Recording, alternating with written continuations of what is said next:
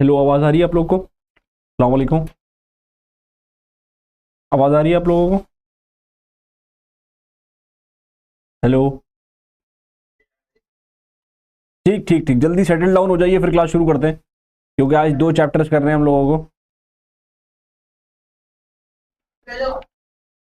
जल्दी settle down हो जाइए, आराम से बैठिए, जल्दी जल्दी आके। आज चैप्टर 16 और चैप्टर 18 करना है। पिछले क्लास में हम लोगों ने मुतबादिल हल के बारे में डिस्कशन किया था। आपको मालूम है कि आर्बिट्रेशन, कंसिलिएशन, मीडिएशन, नेगोशिएशन और लोक अदालत पे हम लोगों ने कल पिछली क्लास में जो है डिस्कशन किया था। इस क्लास में हम लोग जो डिस्कशन करेंगे वो करेंगे कानूनी खिदमत और लोक अदालत। जैसे हमें मालूम है कि ये एक मुतबादिल हल है, किसी भी मुकदमे को ख़त्म करने का तरीका ऐसा है कि आप जो है लोक अदालत के ज़रिए ख़त्म कर सकते हैं। जैसे आपको मालूम है कि हम लोग जो है दूसरे जो तरीका है, तौर तरीका है, वो क्या होता है, उसमें आप जो है केस फाइल करेंगे, केस में लंबी तारीखें पड़ेंगी। लेकिन मुतबादिल हल में क्या है कि आपको जो है जल्द से जल्द फैसला मिलेगा, क्योंकि इसका जो फितरी कैरेक्टर है, वो कैरेक्टर क्या कहता है, वो कहता है कि हमें फ़ैसला करना है, ना कि हमें जो है सज़ा देनी है। जैसे आपको मालूम है फौजदारी कानून में जो उसका फितरी कैरेक्टर है वो है सज़ा देना। लेकिन जो आप यहाँ पे देखेंगे मुतबादिल हल में, अल्टरनेट डिस्प्यूट रेजोल्यूशन में, वो आपको पता चलेगा कि उसमें फितरी कैरेक्टर जो है उसका फैसला करना है, ना कि किसी को सज़ा देना। इसी तरीके से ये जो आज का जो चैप्टर है, चैप्टर 16, लीगल सर्विसेज एंड लोक अदालत, इसका मतलब है कानूनी खिदमत और लोक अदालत। अब आप इसके नाम से समझिए कि भारत में कानूनी खिदमत लेने के लिए बहुत ज़्यादा आबादी ऐसी है जो पढ़ी लिखी नहीं है। तो अगर ऐसे में अगर किसी के पास कानूनी जानकारी नहीं होगी तो इसमें सरकार की जिम्मेदारी बनती है, क्योंकि भारत एक ऐसा मुल्क है जिसमें आइन लागू होता है, और आइन लागू होने की वजह से हमें मुफ्त में कानूनी सहायता मिलना या देना ज़रूरी है। क्योंकि जिसके ऊपर आरोप लगा, मान लेते हैं कि वो झूठा आरोप है, लेकिन वो अपने आरोप को जो है साबित नहीं कर सकता, क्योंकि उसके पास वकील नहीं है। इसलिए अब सरकार की जिम्मेदारी होगी कि सरकार उसको एक जो है मुफ्त वकील फराहम कराए, और जो उसकी पैरवी करे और उसका दिफा दे अदालत में।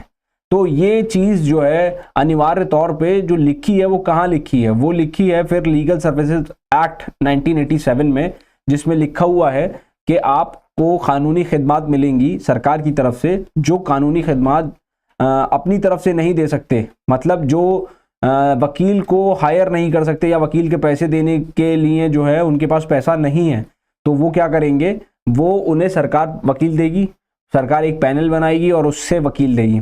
तो ये पूरा चैप्टर जो है, ये पूरे चैप्टर के अंदर हम लोग यही डिस्कशन करेंगे कि किस तरीके से हम जो है कानूनी खिदमत ले सकते हैं, और जो है लोक अदालत के ज़रिए अपने मुकदमे को हल करा सकते हैं। एक इंपॉर्टेंट कॉन्सेप्ट जो नया नया आया है उसको बोलते हैं प्ली बार्गेनिंग। जैसे मैंने आपको पिछले चैप्टर में बताया था, प्ली बार्गेनिंग। प्ली बार्गेनिंग क्या होती है, उसकी स्पेलिंग मैं आपको लिख के बताता हूँ। प्ली बार्गेनिंग जो है, आप वाइट शीट दे दीजिएगा सर।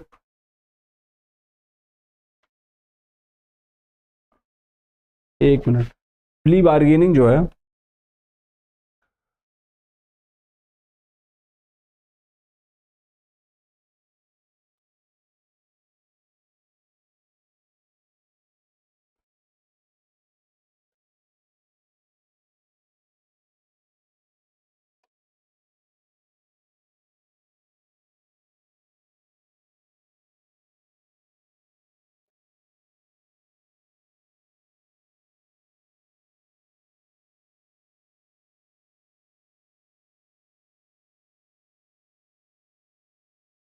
प्ली बार्गेनिंग ये एक नया तरीके का हल है। जैसे फौजदारी कानून में जिन मुकदमों में सज़ा कम होती है, ठीक है, तो सरकार जज साहब पूछेंगे कि क्या आप चाहते हो कि आपका मुकदमा ख़त्म हो जाए, तो वो कहेगा हाँ मैं चाहता हूँ। तो क्या ये आप कबूल करते हो कि ये आपने केस किया था, ये क्राइम आपने, ये जुर्म आपने किया था?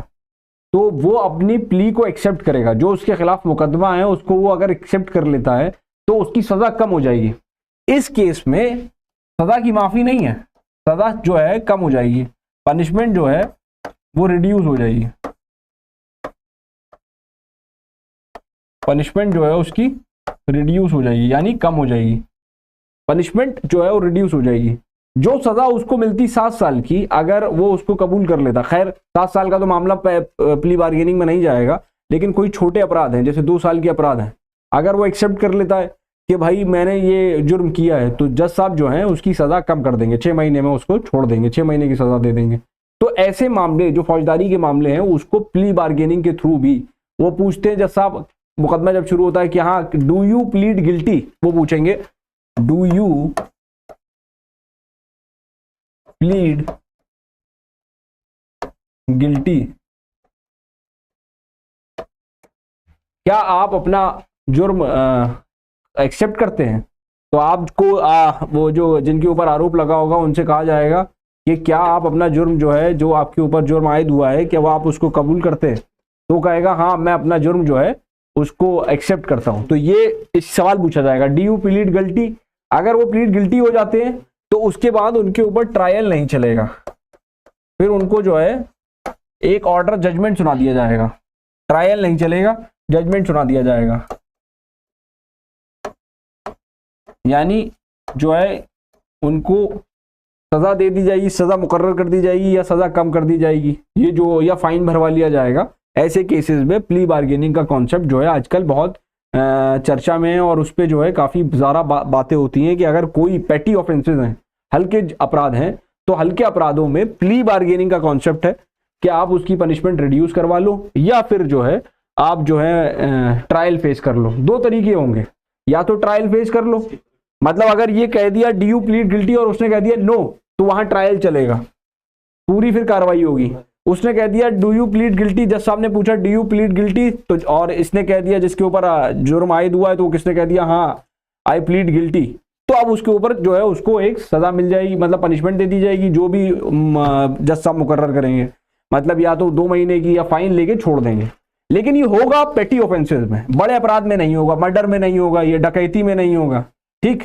छोटे अपराध जो हैं उन केसेस में आप जो है प्लीड गिल्टी या प्ली बार्गेनिंग का कॉन्सेप्ट इन्वोक करा सकते हो, मतलब प्ली बार्गेनिंग के कॉन्सेप्ट को आप उसका फायदा ले सकते हो। बात समझ में आ गई?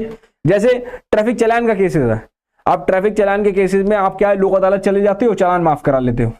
यही तो हो रहा है आज के जमाने में कि भाई ट्रैफिक चालान आया, फोटो खिंच गया था, ट्रैफिक की लाइट वायलेट करी थी, उसका फोटो खिंच गया, आप जो है चालान लेके लोक अदालत चले गए।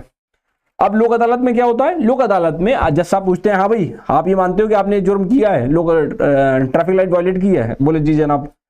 तो बताओ भाई फाइन कितना लगा है? बोले जनाब 50,000 का फाइन लग गया है, बहुत ज्यादा ट्रैफिक लाइट वायलेट कर दी थी मैंने। बोले कितना दे सकते हो? बोले सर मैंने तो कबूल कर लिया अपना जुर्म, अब जो है जो भी आप दे दें, तो कहेंगे ऐसा है 2,000 रुपये भर दो। तो यहाँ पे भी जो प्ली बार्गेनिंग का कॉन्सेप्ट है वो लोक अदालत में भी लागू हो रहा है, ठीक। प्ली बार्गेनिंग क्योंकि आप एक्सेप्ट तो कर रहे हो ना, अगर एक्सेप्ट नहीं कर रहे होते तो आप कहते जनाब मैं तो इसको ट्रायल फेस करूंगा, और ट्रायल फेस करने के बाद तो मैं तो अपने सबूत दूंगा कि मैं तो ट्रैफिक लाइट वायलेट नहीं करी थी, मैं तो खड़ा था सर, ये फोटो में मेरी इमेज ही नहीं है, ये फोटो मेरा है ही नहीं है, मेरी बाइक ही नहीं है, मेरी नंबर प्लेट ही नहीं है। तो प्ली बार्गेनिंग के जो प्रिंसिपल्स हैं या प्री बार्गेनिंग का जो कॉन्सेप्ट है, वो कॉन्सेप्ट जो है वक्त को, जो वक्त लगता था, ज्यादा वक्त लगता था, उस वक्त को कम करने के लिए और पैसा बचाने के लिए, क्योंकि लोक अदालत या अल्टरनेट डिस्प्यूट रेजोल्यूशन का जो पूरा मैकेनिज्म है, मुतबादिल हल जितने भी हैं, चाहे वो मीडिएशन हो, चाहे आर्बिट्रेशन हो, चाहे कंसीलिएशन हो, चाहे नेगोशिएशन हो, उसका मेन कारण ये था कि आदमी का खर्चा बहुत हो रहा था और वक्त बहुत बर्बाद हो रहा था। तो वक्त को बचाने के लिए और पैसे को बचाने के लिए ये काम किया गया, ठीक। बात समझ में आ गई है? आप लोग को बात समझ में आ गई यहां तक?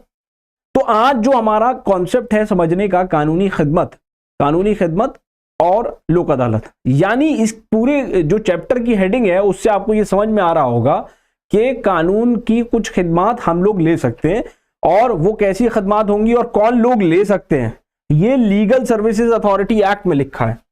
1987 का 1987 का एक कानून है, लीगल सर्विसेज अथॉरिटी एक्ट, 1987 का कानून है लीगल सर्विसेज अथॉरिटी एक्ट, ठीक। इस कानून के तहत आपको मुफ्त कानूनी सहायता मिलेगी, फ्री में कानूनी सहायता और वकील मुकर्रर कराया जाएगा। क्यों कराया जाएगा? क्योंकि भारत का आईन यानी इंडियन कॉन्स्टिट्यूशन के आर्टिकल 39 में लिखा है फ्री लीगल एड।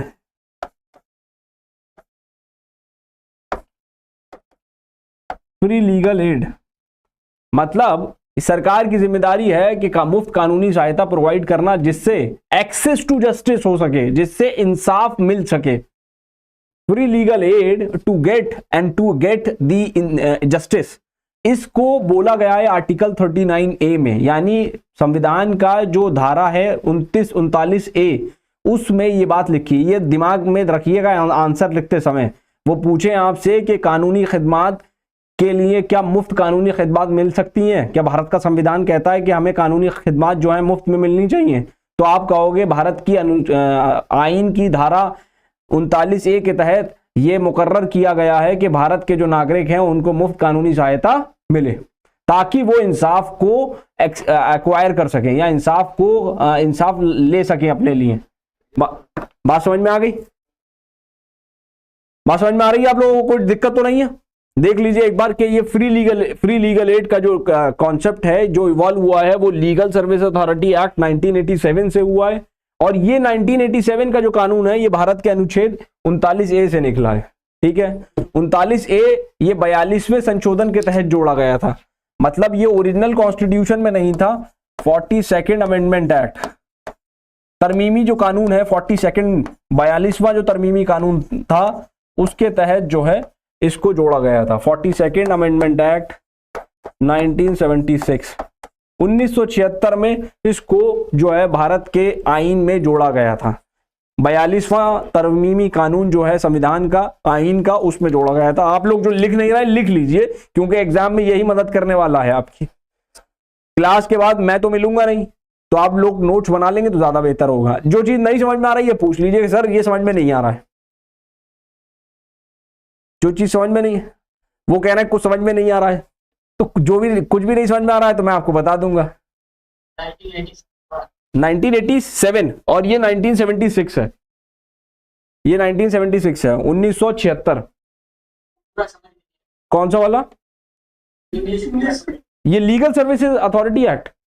इसका नाम याद कर लो। इसके अंदर जो बुनियादी चीज जो है, इसके मकासद जो है वो ये है कि कानून की जो मदद खिदमात हैं वो आदमी मुफ्त में ले सकता है। इसका जो मकासद है वो लिख लो। ये लिखना इंग्लिश में ही पड़ेगा आपको, क्योंकि इसका उर्दू ट्रांसलेशन ही नहीं है। आप ये लिखोगे कानूनी खिदमात अथॉरिटी एक्ट, ये कानून नाम हो गया इसका। कानूनी खिदमात अथॉरिटी एक्ट, ये इसका नाम हो गया। लीगल सर्विसेज अथॉरिटी एक्ट, क्यों लीगल सर्विसेज अथॉरिटी एक्ट को जब उर्दू में आप तर्जुमा करेंगे तो इसका उर्दू तर्जुमा क्या होगा? कानूनी खिदमात अथॉरिटी एक्ट। क्योंकि अथॉरिटी का कोई उर्दू शब्द आप लोगों ने जो है NIOS को नहीं दिया, या भारत की जो लुगत है उसको नहीं दिया है। अभी आप लोगों की जिम्मेदारी है कि आप लोग जो है लुगत को जो है रीडिफाइन करें, नई लुगत लिखें। ये जिम्मेदारी है आप लोगों की, मैं मजाक नहीं कर रहा हूँ, सीरियसली। क्योंकि मुझे भी दिक्कत होती है जब मैं आप लोगों के लिए नोट्स बना रहा होता हूँ, क्योंकि अल्फाज ही नहीं है। किन अल्फाज से मैं आपको बताऊं? जैसे मुतबादिल हल है, अल्टरनेटेड डिस्प्यूट रेजोल्यूशन है। अब ये इतना टफ वर्ड है मुतबादिल, ये मेरे ख्याल से आप लोगों ने कम सुना होगा। तो इसको कुछ इजी शब्द, इजी वर्ड्स दीजिए। जब आप लोग यहां से पास आउट हो जाएं और 12th कर लें, उसके बाद लॉ में एडमिशन ले लें, तो आप लोग कुछ ऐसे शब्द तैयार करेंगे जो हम इसको इस्तेमाल कर सकते हैं। नहीं तो फिर दिक्कत होगी। अदालत में आप कहेंगे कि जनाब मैं तो मुतबादिल हल के लिए, तस्वीर के मुतबादिल हल के लिए आपके सामने एक जो है एप्लीकेशन लेके आया हूं। जज साहब कहेंगे हैं क्या कह रहे हैं आप? तो ये बड़ा मसला बन जाएगा। जैसे दीवानी फौजदारी तो मालूम है सबको, जज साहब को ही मालूम है दीवानी की अदालत है, फौजदारी की अदालत है। लेकिन मुतबादिल हल की जो अदालतें हैं उनको ये नहीं मालूम है कि मुतबादिल हल क्या है। आप उनसे कहेंगे जनाब मैं तो आर्बिट्रेशन की एप्लीकेशन, तो कहेगा जनाब सीधे सीधे बोलिए ना। तो ये बड़ा मसला है, ये इस पे थोड़ी सी मेहनत करने की जरूरत है, क्योंकि जो लुगत है वो अभी अपडेटेड नहीं है। मतलब डिक्शनरी के जो कुछ अल्फाज हैं उसको अपडेट होने की जरूरत है। साथ वक्त और हालात के साथ वो शब्द कुछ जुड़ने चाहिए जो जरूरी हैं। ठीक, खैर, तो कानूनी खिदमात authority act 1987, legal service authority act 1987 के तहत ये मुकर्रर किया गया भारत के पार्लियामेंट के द्वारा, भारत की कानून साज असेंबली के द्वारा, कि लोगों को जो लोग कानूनी खिदमात नहीं ले सकते हैं किसी वकील की पैसा देके, तो उनको मुफ्त में कानूनी सहायता दिलवाई जाए। अच्छा, दूसरी चीज, एक सबसे महत्वपूर्ण चीज ये है कि कानून की जानकारी होना आपको अनिवार्य है।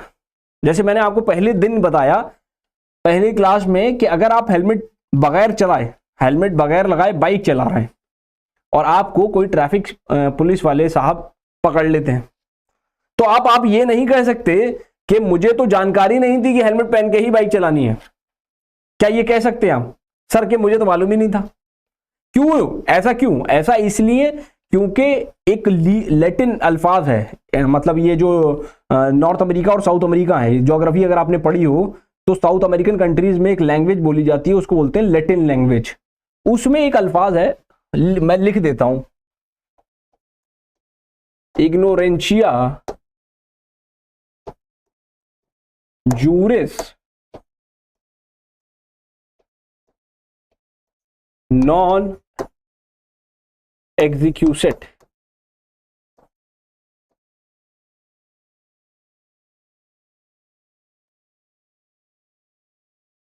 इग्नोरेंशिया जूरिस नॉन एग्जीक्यूसेट, ठीक। इसका मतलब होता है, इसका मतलब अंग्रेजी मतलब है इसका ignorance of law is no excuse. इसका मतलब उर्दू तर्जुमा यह है कि कोई व्यक्ति, कोई शख्स या कोई फर्द ये कहे कि मुझे कानून की जानकारी नहीं है, तो वो इस तरीके का कोई भी जो है दिफा नहीं ले सकता कि भाई मुझे नहीं मालूम थी कि ये कानून है। तो ये लिख लीजिए, ये अल्फाज भी कहीं एग्जाम में कहीं लिख दीजिएगा, ये शब्द भी, ये अल्फाज, ये लाइन जो है इग्नोरेंशिया जूरिस नॉन एग्जीक्यूसेट, ये सी है, ठीक है, और ये यू है, IGNOR, इग्नोरेंशिया जूरिस नॉन एग्जीक्यूसेट। इसका मतलब है, इंग्लिश तर्जुमा, इंग्लिश वर्ड लिख देता हूं, ignorance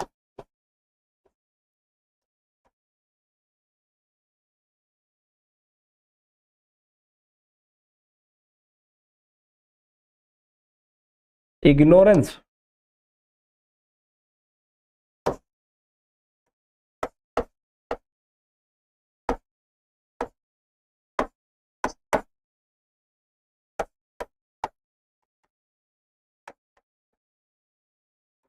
ignorance of law is no excuse, यानी कानून की ना जानकारी या कानून की कोई जानकारी अगर आपके पास नहीं है तो आप ये नहीं कह सकते कि इसके लिए तो मैं इसके अंदर तो पनिशेबल नहीं होऊंगा या मुझे इसकी सजा नहीं मिलनी चाहिए क्योंकि मुझे इसकी जानकारी नहीं थी। तो कानून की जानकारी देना भी लीगल सर्विसेज अथॉरिटी एक्ट का काम है, यानी कानूनी खिदमत अथॉरिटी एक्ट का यह भी काम है कि कोई जो कानून है उनकी जानकारी भी लोगों तक पहुंचाई जाए। समझ में आ गया?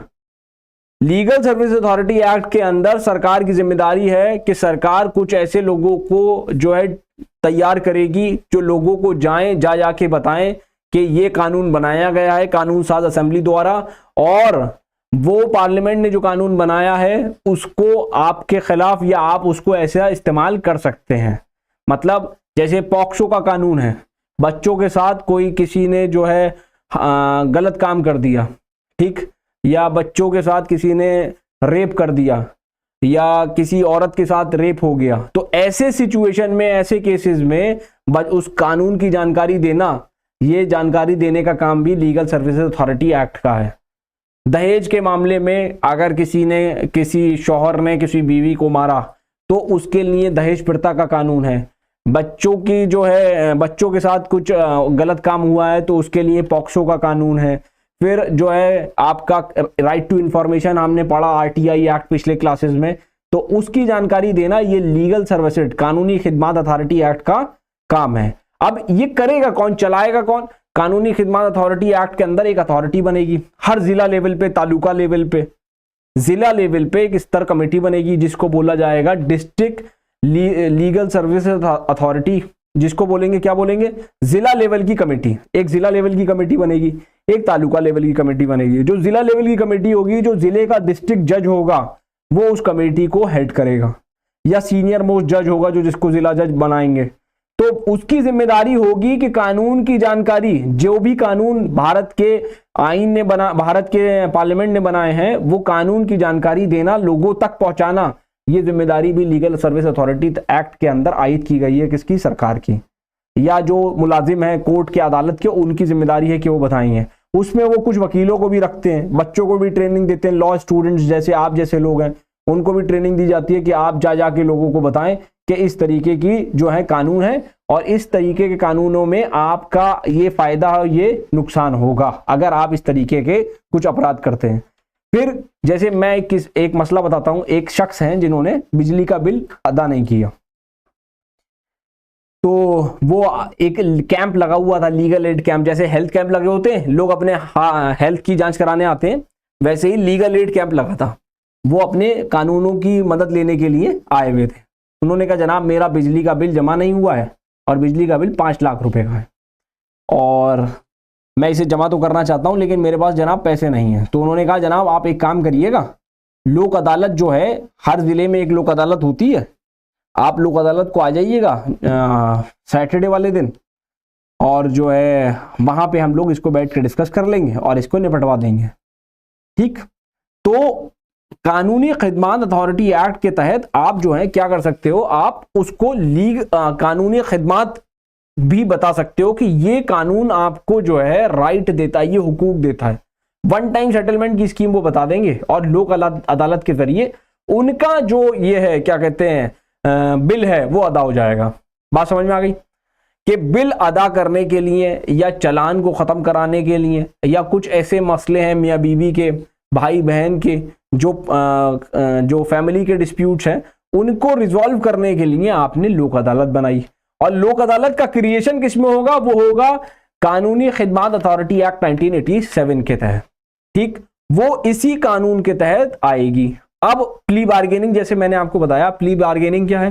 प्ली बार्गेनिंग के तहत जो ऐसे मामले हैं जो छोटे पेटी ऑफेंसेस हैं, छोटे मुकदमों को बोलते हैं पेटी ऑफेंसेस, PETTY पेटी ऑफेंसेस, उन मुकदमे में आप क्या कर सकते हो, आप जाके अदालत के सामने, अदालत जब ये पूछे कि डू यू प्लीड गिल्टी, क्या आप अपना जुर्म कबूल करते हैं, तो अदालत कहे, आपने कह दिया yes I do plead guilty, however I should be granted a minimum punishment, मुझे जो है कम से कम पनिशमेंट मिलनी चाहिए। ठीक, तो ऐसे मामले में वो प्ली बार्गेनिंग का कॉन्सेप्ट है। बार्गेन का मतलब क्या होता है? बार्गेन का मतलब होता है आप नेगोशिएट करोगे, मतलब आप कोशिश करोगे कि जज साहब से। बार्गेन क्या, जैसे सब्जी वाले के पास गया कोई सब्जी खरीदने के लिए, उसने कहा जनाब टमाटर जो है 50 रुपए के हैं, उसने कहा नहीं जनाब 50 के तो बहुत महंगे हैं, आप ऐसा करो 40 के दे दो। तो ये जो कम्युनिकेशन हो रहा है वेजिटेबल सेलर और आपके बीच में, इसको बोलते हैं बार्गेन, कम करना। ठीक, वो अपना बताएगा, आप अपना बताओगे, तो इस पूरे कम्युनिकेशन को बोलते हैं बार्गेन।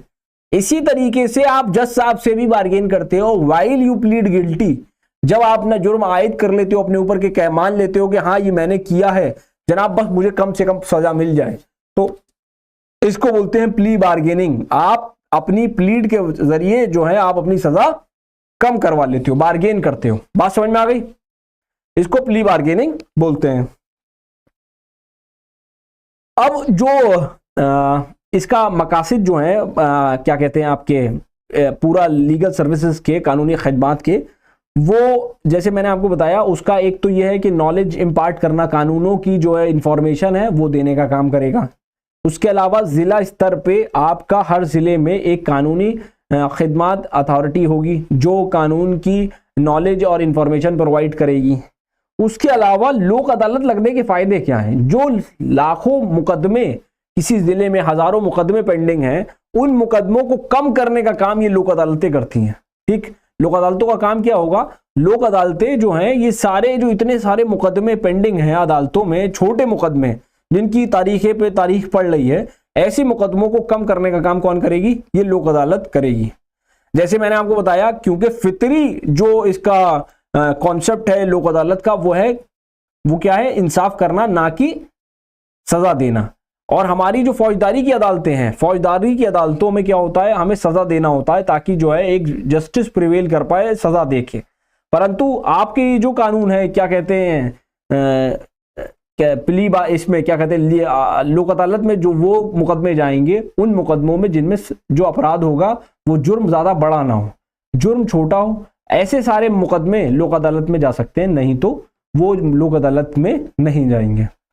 ठीक, जैसे बिजली का बिल का मामला है, छोटी चोरी का मामला है, या फैमिली डिस्प्यूट है, पारिवारिक डिस्प्यूट्स हैं, या बिजनेस डिस्प्यूट्स हैं, कंज्यूमर्स के डिस्प्यूट हैं, आपने अमेजोन से कुछ सामान मंगाया, आईफोन 14 प्रो मैक्स, और आ गया एक ईंट का पत्थर या पत्थर आ गया, तो ऐसे मुकदमे आप जो है उसको रिजॉल्व करा सकते हैं लोक अदालत के जरिए। और फिर लोक अदालत का होने का फायदा क्या है? लोक अदालत होने का फायदा यह है कि जो नॉर्मल कोर्ट्स हैं, जो नॉर्मल सिविल कोर्ट्स हैं, दीवानी अदालतें हैं और फौजदारी अदालतें, उनका लोड कम हो जाता है, नंबर ऑफ केसेस कम हो जाते हैं। उनके जो केस का नंबर है उसको कम करने का काम ये लोक अदालतें करती हैं, क्योंकि मतलब आपको मालूम है हजारों मतलब करोड़ों केसेस पेंडिंग हैं भारत की अदालतों में। एक जिले के लेवल पे जाएंगे तो जिले के लेवल पे जो है हजारों मुकदमे पेंडिंग हैं। अब लोक अदालत लगी जिसमें चालान के मुकदमे सारे निपटा दिए, तो एक large number of cases, volume of cases जो है हमने कम कर दिए।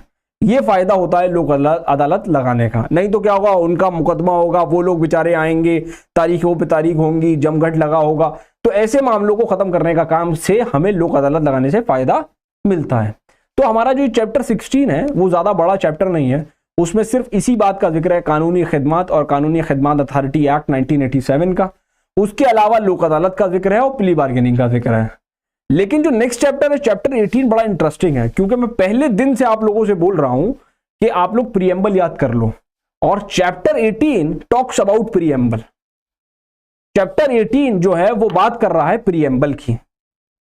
संविधान, आइन का पहला पेज जिसको प्रीएम्बल बोला जाता है, प्रस्तावना हिंदी में बोलते हैं। ठीक, तो मुझे लगता है आप लोगों ने जिसने याद कर लिया है वो सुना दे, फिर हम जो है चैप्टर 16 से गाड़ी उठा के चैप्टर 18 की तरफ मोड़ देंगे, और फिर जो है गाड़ी चलने लगेगी चैप्टर 18 की तरफ। जिसको याद है वो सुना दे चैप्टर 18 प्रीएम्बल। स्क्रीन पे लगा दीजिए सर उर्दू में। किसी को याद है, किसी शख्स को याद है, जिस भी स्टूडेंट को याद है वो सुना दे, क्योंकि वो बाकी लोगों से आगे हो गया है, ये तो मान के चलिए। सुना दीजिए जनाब, हिम्मत करिए, हम भारत के लोग। हाँ सुनाइए, अभी पढ़वा देते हैं। पढ़िए, इसको स्क्रीन पे आ रहा है आपके, पढ़ना शुरू करिए।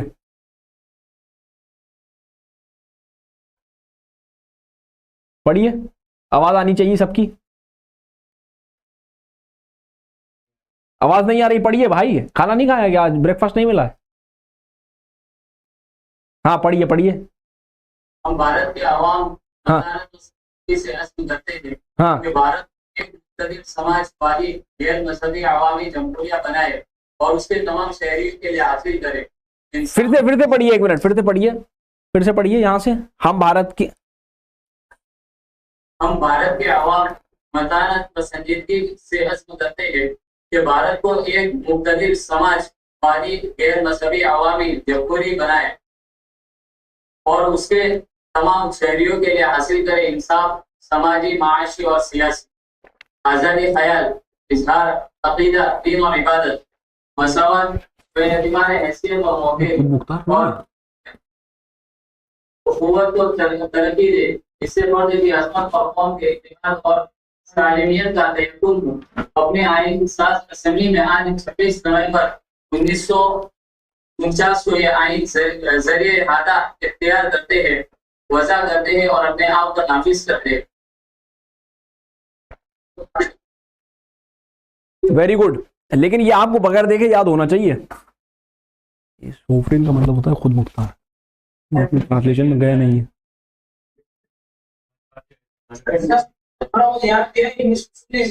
हाँ जी जी सुनाइए।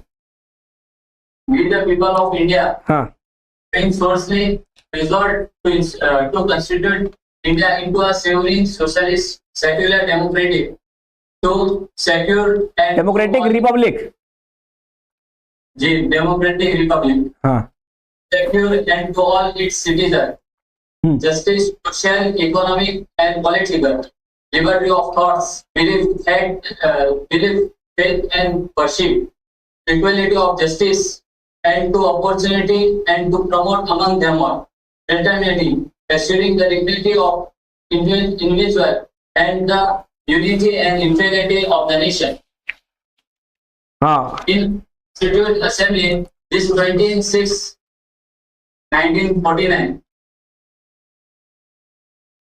हाँ, we do hereby adopt enact and give to ourself this constitution. Very good, आपने बहुत अच्छी कोशिश की है, इनके लिए ताली बजा दीजिए, बहुत अच्छे स्टूडेंट हैं ये, इंशाल्लाह इन्हें कामयाबी मिलेगी, इनके लिए क्लैप कर दीजिए।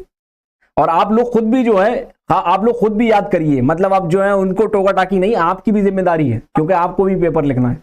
ध्यान रखिएगा, जिसको प्रियम्बल याद है उसका आधा कॉन्स्टिट्यूशन हो गया, ये समझ लो। मतलब प्रियम्बल के अंदर बेसिक फीचर्स जो हैं प्रियम्बल के, इसके अगर माने और समझ लो तो फिर तुम कभी फंसोगे नहीं आईन के मामले में। और मैं इसके माने तुम्हें समझाने की कोशिश करूंगा कि ये जो आपके स्क्रीन पे सर ने पीछे लगाया है, देखिए, we the people of India having solemnly resolve to constituent India into. अब देखो, भारत के दो नाम है, भारत का आईन कहता है भारत के दो नाम है, कौन? इंडिया और भारत। ये नाम नहीं है, हिंदुस्तान नाम नहीं है, ये अल्लामा इकबाल ने अपनी शायरी में इस्तेमाल किया था, ये वहां से हमने पिक किया है, ठीक। लेकिन भारत के सिर्फ दो नाम, कौन कौन से? भारत और इंडिया, या तो भारत कह लो या इंडिया कह लो। ये कहां लिखा है? आईन की धारा 1 में लिखा है कि जो है भारत के दो नाम है। कोई पूछे आपके भारत के कितने नाम है, तो आप कहोगे भारत के दो नाम, इंडिया और भारत। कहां लिखा है? भारत की आईन की धारा 1 में लिखा है, ठीक, लिख लो ये बात। अब देखो, we the people of India, हम भारत के लोग, यानी कोई आपसे पूछे आईन किसने बनाया, आप कहोगे भारत के लोगों ने। आ गई बात समझ में? लेकिन इसमें जो ड्राफ्टिंग का काम किया, ड्राफ्टिंग कमेटी के जो चेयरमैन थे वो डॉक्टर अंबेडकर साहब थे, डॉक्टर BR अंबेडकर साहब जो थे, डॉक्टर भीमराव रामजी अंबेडकर जी जो थे, उन्होंने ड्राफ्टिंग कमेटी के चेयरपर्सन होने के नाते उन्होंने जो है ड्राफ्टिंग इसकी की। क्या उस ड्राफ्टिंग कमेटी में कोई ऐसा शख्स भी था जो मुस्लिम कम्युनिटी से था? एक शख्स थे असम से, मोहम्मद सादुल्ला साहब। मोहम्मद सादुल्ला साहब जो थे वो ड्राफ्टिंग कमेटी के जो है ड्राफ्टिंग कमेटी में मेंबर थे, ठीक है, बात समझ में आ गई? तो आप समझिए, हम भारत के लोग, तो आपसे सवाल पूछे कि भारत का आईन किसने बनाया, तो आप कहोगे भारत के लोगों ने। दूसरा, सर आपने क्या नाम बताया? मोहम्मद सादुल्ला। हाँ, मोहम्मद सादुल्ला साहब जो थे असम के उस वक्त के प्रधानमंत्री हुआ करते थे और ड्राफ्टिंग कमेटी के मेंबर थे, और संविधान सभा के भी मेंबर थे, कॉन्स्टिट्यूएंट असेंबली के भी मेंबर थे। 7 मेंबर की कमेटी थी जिसके चेयरपर्सन जो थे डॉक्टर भीमराव अंबेडकर थे। उसमें एक मेंबर थे, उनका नाम था मोहम्मद सादुल्ला। बाकी जो 6 मेंबर थे उनकी लिस्ट आपको याद करनी है, ठीक है। ये पूरी ड्राफ्टिंग कमेटी के जो मेंबर्स की लिस्ट है वो आपको मालूम होनी चाहिए कि भारत का जो संविधान जिन्होंने बनाया है उसकी एक लिस्ट है ड्राफ्टिंग कमेटी की। वो ड्राफ्टिंग कमेटी में कौन कौन लोग थे वो आपको जानकारी होनी चाहिए, ताकि आपके एग्जाम लिखने में आपको नंबर मिले। अब आ जाइए, हम भारत के लोग, भारत को हमने अहद किया, क्या अहद किया कि हम भारत को, सोवरेन का मतलब होता है खुद मुख्तार, यानी भारत के आंतरिक मामले और बाहरी मामले के लिए भारत जो है सक्षम है। इसके लिए अमेरिका नहीं आएगी, इसके लिए यूक्रेन नहीं आएगी, कुवैत कतर बैठ के हमें ये नहीं बताएगा कि हमें क्या डिसीजन लेने हैं। हम भारत के लोग खुद मुख्तार हैं अपने आंतरिक और बाहरी मामले के लिए, यानी we can resolve our internal as well as external dispute. हमें कोई बाहरी शख्स आके ये नहीं बताएगा कि तुम ये कर लो। बात समझ में आ गई? जैसे अभी मणिपुर का इशू है, तो मणिपुर के इशू के लिए हम लोग खुद मुख्तार हैं, भारत की सरकार खुद मुख्तार है कि वो अपने मैटर्स को खुद रिजॉल्व कर सके। बात समझ में आ गई? अब भारत का मामला चाइना से है या भारत का मामला पाकिस्तान से है, तो उसके लिए अमेरिका नहीं आएगा बताने के लिए कि तुमको ये करना है या नहीं करना। हम इंडिपेंडेंट हैं, we are a sovereign country, we have all the resolve to solve our dispute. हमारे पास खुद मुख्तार होने के नाते ये ताकत है कि हम अपने मसले खुद निपटा सकें। आ गई बात समझ में? सोवरेन का मतलब होता है खुद मुख्तार। सोशलिस्ट समाजवाद का निजाम है, मतलब समाजवादी निजाम क्या होता है? समाजवादी निजाम में एक समाजवादी निजाम है, एक है पूंजीवादी निजाम, कैपिटलिस्टिक निजाम, जिसमें जो पूंजीपति हैं, जो पैसे वाले लोग हैं, उनके हिसाब से सरकारें चलती हैं। लेकिन समाजवाद के निजाम में पंडित नेहरू का कहना था, क्योंकि पंडित नेहरू भारत के पहले प्रधानमंत्री थे, तो उनका कहना था समाजवाद का निजाम होने का मतलब हम वेलफेयर ऑफ द पब्लिक की बात करेंगे, मतलब जो पब्लिक का वेलफेयर होगा उसके लिए हम बात करेंगे। ये हमारा सोशलिस्टिक पैटर्न है। बात समझ में आ गई? यानी हमारे यहाँ प्रॉपर्टीज जो हैं वो सरकार की भी हो सकती है, इंडिविजुअल की भी हो सकती हैं। हमारे यहाँ जैसे अगर आप किसी मिडिल ईस्टर्न कंट्रीज की बात करें, कतर में या दुबई में या सऊदी में, तो आप वहां पे क्या है, वहां पे स्टेट यानी प्रिंस या राजा जो वो है, सारा काम उन्हीं का है। उनसे आप जो है 50% की जो है शराकतदारी लेंगे, उसके बाद जो है आप कोई काम कर सकते हैं। लेकिन भारत में आप अपना स्कूल भी खोल सकते हैं और सरकारी स्कूल भी खोल सकता है। तो वेलफेयर ऑफ द पब्लिक की बात होगी। सरकार का काम जो होगा वो पब्लिक के ज्यादा वेलफेयर करने का होगा। बात समझ में आ गई? ये है समाजवादी निजाम। लेकिन जो पूंजीवादी निजाम है, पूंजीवादी निजाम में जो अमेरिका का जो निजाम है वो पूंजीवादी निजाम है, यानी कैपिटलिस्टिक कॉन्सेप्ट है। और कैपिटलिस्टिक कॉन्सेप्ट में स्टेट ओन्ड प्रॉपर्टी कम होती है, मतलब राज्य की या सरकारों की जो प्रॉपर्टीज होती हैं या इंस्टीट्यूशंस होते हैं वो कम होते हैं, और वो जो है वो पूंजीपतियों के पास ज्यादा होते हैं। इसी तरीके से हमेशा अक्सर आज की जो ऑपोजिशन पार्टी है वो बार बार ये आरोप लगाती है कि आप जो है सरकारी संपत्तियों को बेच के पूंजीपतियों के हाथ में दे रहे हैं। ये बार बार सरकार जो क्या कहते हैं ऑपोजिशन पार्टी है वो क्यों कह रही है? क्योंकि भारत एक समाजवादी मुल्क है, और जो समाजवादी मुल्क है उसमें जो भारत की प्रॉपर्टीज हैं या जो भारत के इंस्टीट्यूशंस हैं, आप उसको बेच के किसी पूंजीपति के हाथ में दे दोगे तो वो क्या करेगा, वो अपने हिसाब से उसको इस्तेमाल करेगा। जैसे ट्रेन है, ये भारत की अपनी संपत्ति है, या बैंक है, ये भारत की संपत्ति है, या फिर आपका जो है क्या कहते हैं डिफेंस है, ये सारे सेक्टर्स जो है भारत की अपनी संपत्ति है, ये भारत ने खुद बनाई है। और अगर इसको आप इसका कुछ शराकतदारी जो है बेच दें और किसी प्राइवेट पार्टी ने ले लिया और उसको फिर अपने जाती मफाद के लिए इस्तेमाल करे, तो फिर उससे नुकसान होगा। ठीक है, इसलिए हम एक समाजवादी मुल्क हैं। समाजवादी मुल्क होने के नाते हम वेलफेयर ऑफ द पब्लिक की बात करेंगे, ना कि वेलफेयर ऑफ फ्यू। फ्यू यानी कुछ लोगों के बारे में नहीं बात करेंगे, बल्कि हम किसके बारे में बात करेंगे, एक पूरी आवाम के लिए। ठीक, सेकुलर धर्मनिरपेक्ष, भारत का अपना कोई मजहब नहीं है। जैसे Islamic Republic of Pakistan, Islamic Republic of Afghanistan, Christian Republic of Vatican city, ये इस तरीके के मुल्क हम नहीं हैं। हम एक धर्मनिरपेक्ष मुल्क हैं। भारत का अपना कोई मुल्क नहीं है। सारे मुल्कों को वो जो है एक नजर से देखता है। किसी मुल्क, किसी भी मजहब को वो ऐसी नजर से नहीं देखेगा, किसी को सुपीरियर और किसी को इन्फीरियर। भारत का आईन ऐसा बना है कि वो किसी भी मजहब को जो है जो उसका मानने वाले हैं उनको सुपीरियर नजर से और दूसरों को इन्फीरियर नजर से देखने की बात नहीं करता, क्योंकि भारत का अपना कोई मजहब नहीं है। वो भारत सारे मजहब को एक नजर से देखने का काम करता है। ठीक, इसको बोलते हैं सेकुलर। डेमोक्रेटिक, जमहूरी। डेमोक्रेटिक यानी जो इसकी परिभाषा है डेमोक्रेसी की अब्राहम लिंकन साहब ने दी थी कि डेमोक्रेसी में जो लोग हैं वो लोग अपने नुमाइंदे या जो नुमाइंदगी है वो कैसे करते हैं, वो खुद अपने नुमाइंदे चूज करते हैं। कैसे चूज करेंगे? वोटिंग के द्वारा। तो इसलिए जमहूरी मुल्क में वोट होने का कारण है कि वोट होगा तो नुमाइंदगी तय होगी, कि वोटिंग के जरिए नुमाइंदगी तय होगी। अभी आपने बांग्लादेश की खबर सुन रहे होंगे।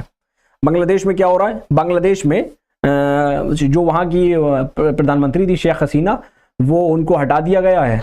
अब मोहम्मद यूनुस साहब जो हैं वहां पे एक प्रोटम जो है मिनिस्टर, वो प्राइम मिनिस्टर बन गए और वो मैनेज कर रहे हैं वहां की पूरा। जब तक इलेक्शन नहीं हो जाएगा जब तक वो मैनेज करेंगे।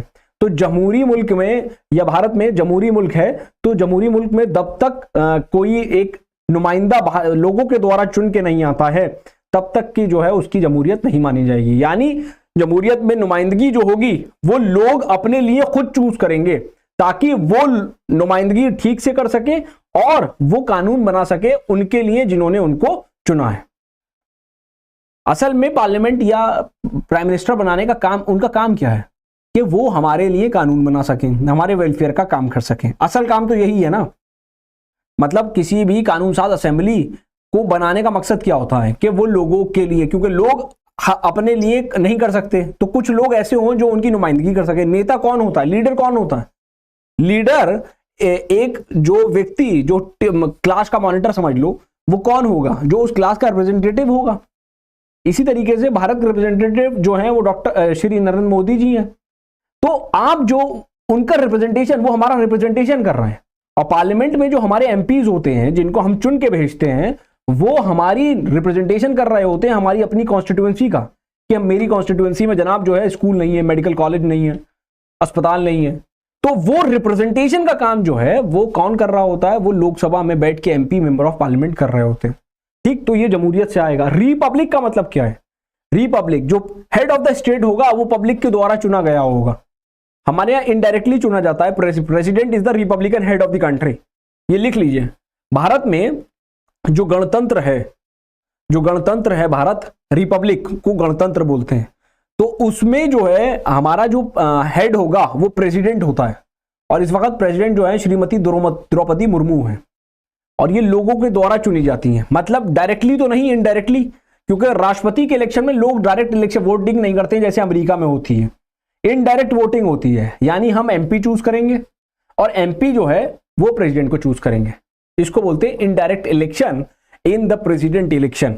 और अमेरिका में क्या होगा, अभी इलेक्शन होने को है दिसंबर में, तो वहां पे कमला हैरिस और जो इसके खिलाफ डोनाल्ड ट्रंप के बीच में इलेक्शन होना है, तो वहां पे लोग डायरेक्ट प्रेसिडेंट के लिए इलेक्शन करते हैं। हमारे यहाँ डायरेक्ट प्रेसिडेंट के लिए इलेक्शन नहीं होता है। हम क्या करते हैं, हम अपने एरिया के एमपी को चूज करते हैं और वो एमपी प्रधानमंत्री चूज करता है। ठीक, और वही एमपी हम जो है राष्ट्रपति चूज करता है। आ गई बात समझ में? डेमोक्रेटिक रिपब्लिक, अब ये हम भारत के लोगों ने अहद कर लिया कि हम भारत को खुद मुख्तार सोशलिस्ट सेकुलर डेमोक्रेटिक रिपब्लिक बनाएंगे, और उसके नागरिकों के लिए to secure all it citizen यानी नागरिक आवाम क्या करेंगे, जस्टिस, इंसाफ करने का काम करेंगे। कौन सी? सामाजिक जस्टिस, आर्थिक, माशी और पॉलिटिकल यानी राजनीतिक, इकोनॉमिक यानी माशी, और सोशल का मतलब समाजवादी इंसाफ को कायम करेंगे। समाजवादी इंसाफ क्या होगा? सोशलिस्ट जो सोशल जस्टिस क्या होगी? जैसे एक ऐसा समाज है जिसको धुतकार के देखते थे लोग, जिसको धिक्कार की नजर से देखते थे, उस समाज को उठाने का काम भारत का आईन करेगा। वो कैसे करेगा? वो उनको अफर्मेटिव एक्शन या आरक्षण देने का काम करेगा। कुछ उनके लिए जो कट ऑफ होती है 100 में से 90, तो उनके लिए कट ऑफ कम कर देगा ताकि उनके बच्चे को रिप्रेजेंटेशन मिल सके स्कूल्स और कॉलेजेस में, नौकरियों में। ठीक है, नौकरियों में या कॉलेजेस में उनको आरक्षण मिल सके, क्योंकि एक समाज ऐसा है जिसको आज भी धिक्कार की नजर से देखते हैं, क्योंकि भारत में जाति आधारित बंटवारा हुआ है समाज का, कास्टिज्म है।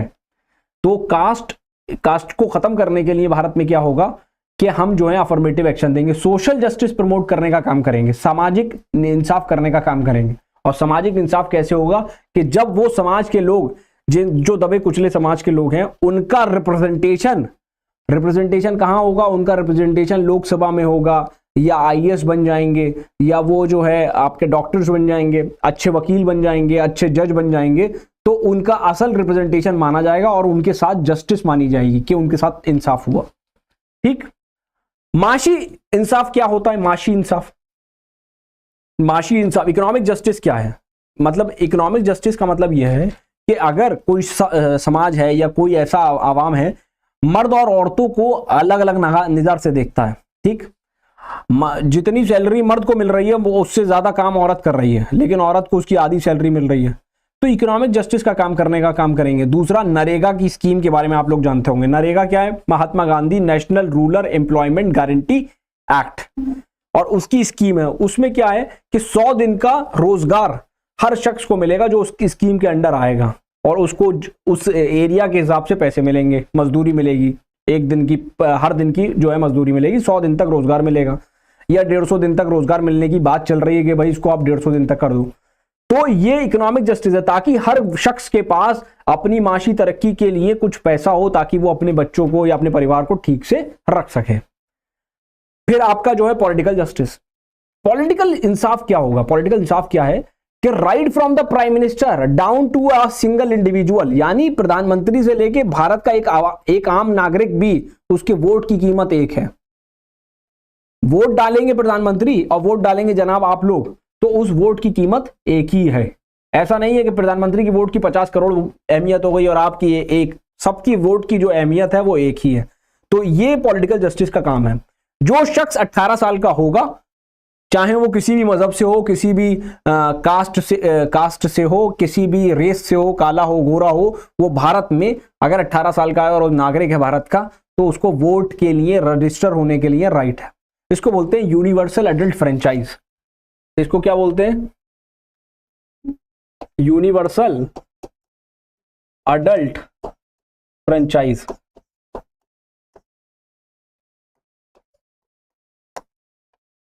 पहले वोट डालने की जो उम्र थी, वोट बनवाने की या वोट के लिए रजिस्टर होने की, वो उम्र थी 21 साल।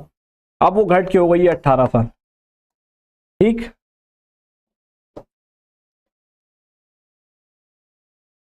अब वो घट के हो गई है 18 साल। ठीक है, अब आपका ये होमवर्क है, कौन से तरमीमी कानून के तहत ये घट के 21 से 18 हुई है। ये होमवर्क है, आप लोग इसके बारे में थोड़ा पढ़ें कि ये कब जो है 21 से 18 साल हुई। ठीक, कौन से सन में हुई, कौन प्रधानमंत्री था जिन्होंने की थी। यूनिवर्सल अडल्ट फ्रेंचाइज का मतलब यह है, अडल्ट होने का मतलब है जो शख्स भारत में 18 साल और उससे ऊपर का हो गया तो हम उसको अडल्ट मानेंगे और वोट देने का अधिकार उसको देंगे। जो शख्स 18 से ऊपर हो जाएगा उसको वोट देने का अधिकार होगा। अब आपसे मैं पूछता हूं कि एक मेंबर ऑफ पार्लियामेंट बनने की क्या उम्र है? किस उम्र में एक शख्स मेंबर ऑफ पार्लियामेंट बन सकता है, बताएंगे आप लोग? 25 साल की उम्र में एक शख्स एमपी लोकसभा बन सकता है। एमपी लोकसभा बनने की जो उम्र है वो 25 ईयर्स है। ठीक, बात समझ में आ गई? एमएलए बनने की उम्र भी यही है, एमएलए बनने की उम्र भी 25 साल। एमपी राज्यसभा बनने की उम्र जो है वो 30 साल है। दो हाउसेज हैं हमारे यहां, लोकसभा और राज्यसभा। लोकसभा में डायरेक्ट चुन के जाते हैं, राज्यसभा में जो है इनडायरेक्ट इलेक्शन होता है। तो एमपी राज्यसभा बनने की जो उम्र है वो 30 साल है, एमएलए बनने की उम्र 25 साल है, एमपी लोकसभा बनने की उम्र 25 साल है। सभासद और पंचायत का प्रधान बनने की उम्र कितनी है?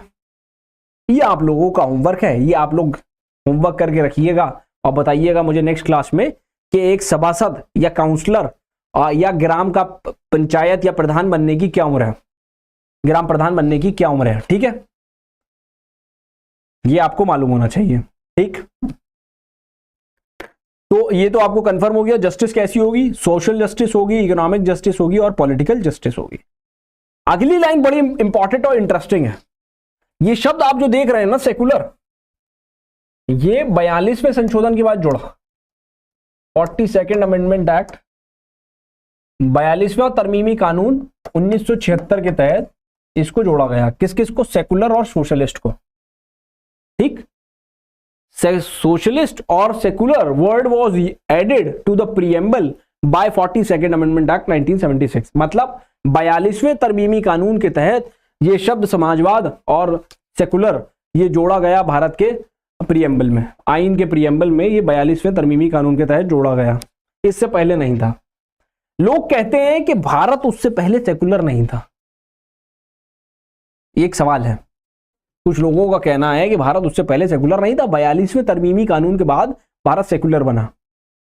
लेकिन जब ये लाइन आप पढ़ेंगे, लिबर्टी, लिबर्टी का मतलब होता है फ्रीडम, आजादी ऑफ थॉट, सोचने की, एक्सप्रेशन, बोलने की, एक्सप्रेस करने की, कलाकारी करने की, कार्टून बनाने की या लिखने की, एक्सप्रेस करने की। बिलीव, बिलीव, बिलीव का क्या मतलब है? खुदा है, खुदा नहीं है, कोई मानता है खुदा, कोई मानता है नहीं है, कोई मानता एक है, कोई मानता है अनेक है। फेथ, जो ये माने और फेथ करे कि हाँ खुदा है। एक तो बिलीफ हो गया, एक फेथ हो गया कि उसको उस पे यकीन है, यकीन जब हो जाएगा तब वो फेथ हो जाएगा। और इजाजत है वर्शिप करने की, मंदिर जाए, मस्जिद जाए, गुरुद्वारे जाए। तो जब इस चीज की आजादी थी तो कौन कैसे कह सकता है कि भारत सेकुलर मुल्क नहीं था? बात समझ में आ गई? ये लिखा है liberty of thought, expression, belief, faith and worship. यानी 42वीं तरमीमी कानून के तहत जो वर्ड अल्फाज सेकुलर ऐड हुआ, उसका मतलब ये था कि एक बात को क्या कहते हैं, खुल के कह देना। लेकिन इस बात से यह जाहिर होता है कि भारत सेकुलर मुल्क था। बात समझ में आ गई? Liberty of thought, expression, belief, faith and worship से यह जाहिर हो जाता है कि भारत जो है या भारत का आईन हर समाज को, हर धर्म के लोगों का, उसको फेथ, उसके बिलीफ को और उसके जो इबादत गाह की तरीके हैं या इबादत के तरीके हैं उसको वो मानता है। वो उसको आज़ादी देता है कि वो आप अपनी इबादत के तरीकों का पालन कर सकते हो।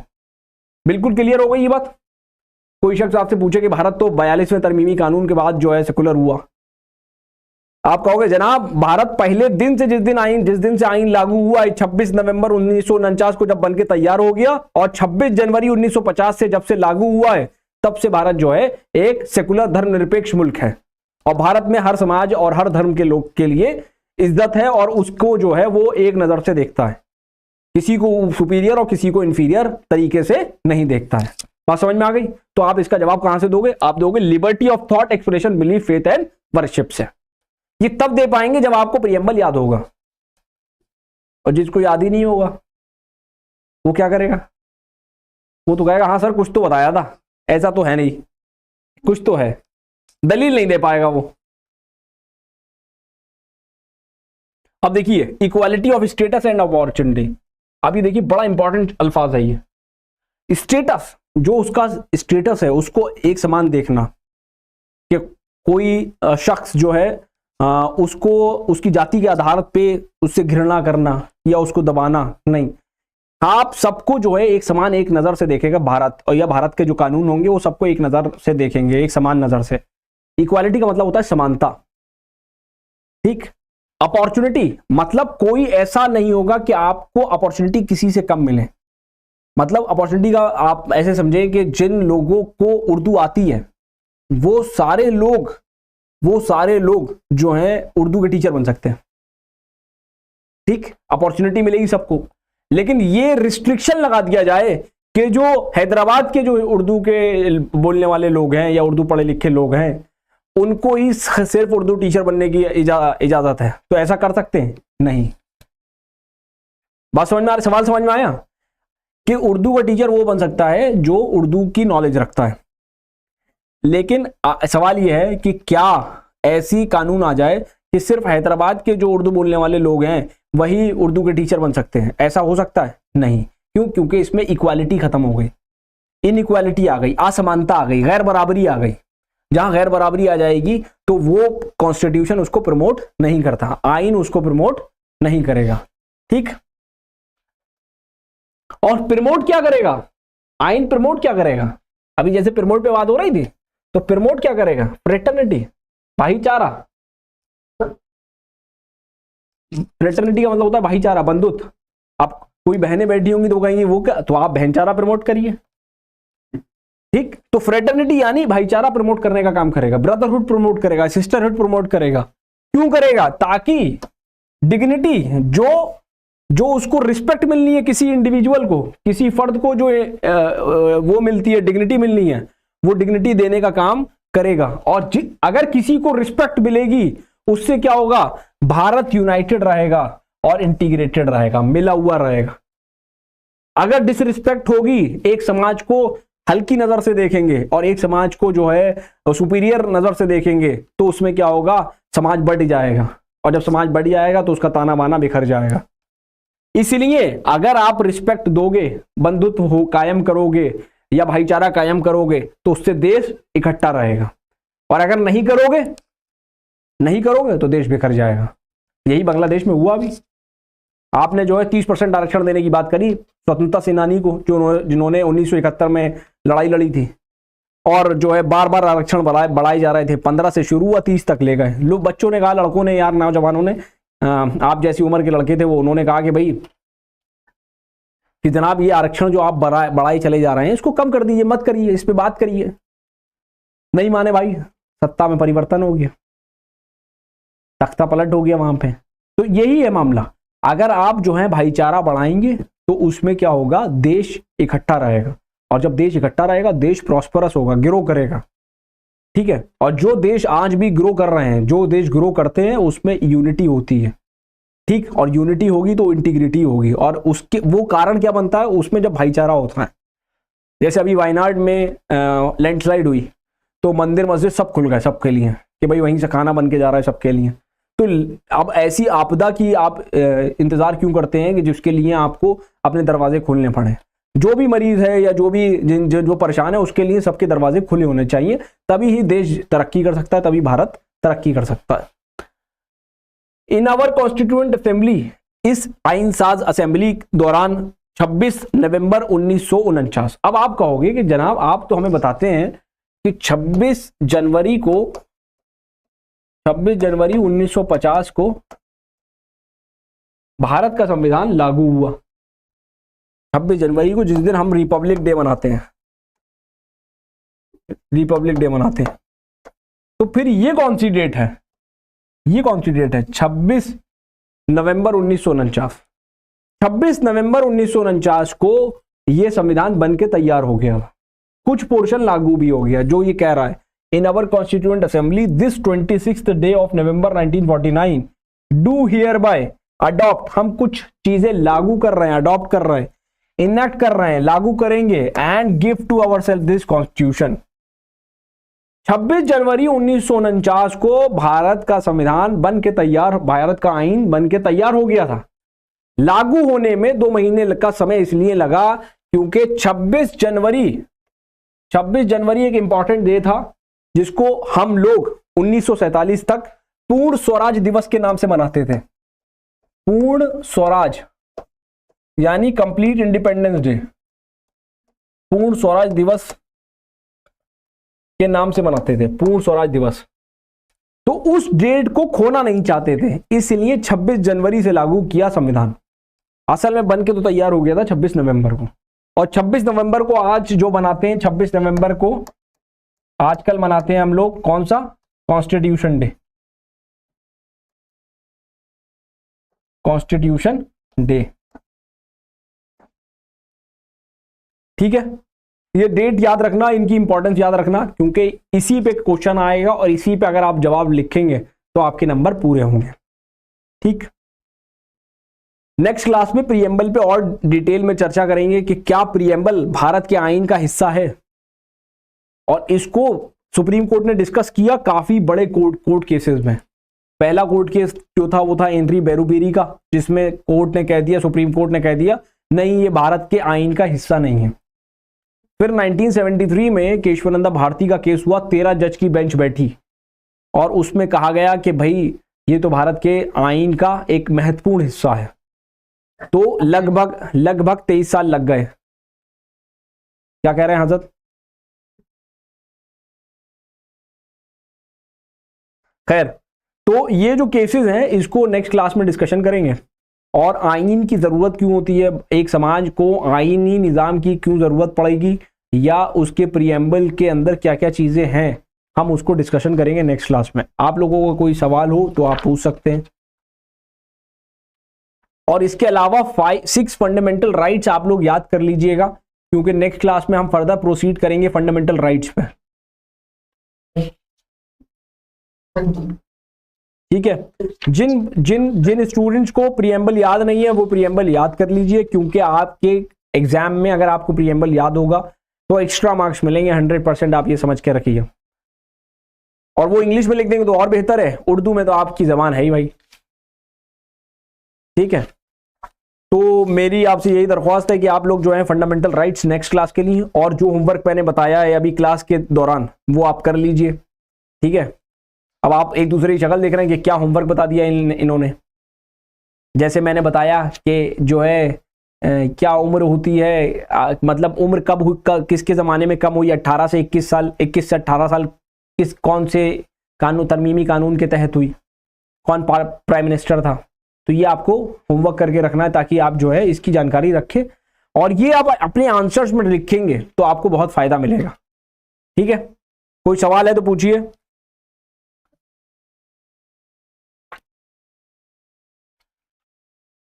आप लोगों की कोई क्वेश्चन हो तो आप लोग पूछिए, नहीं तो फिर हम लोग जो है क्लास को वाइंड अप करते हैं, नेक्स्ट क्लास में मिलेंगे, ठीक है।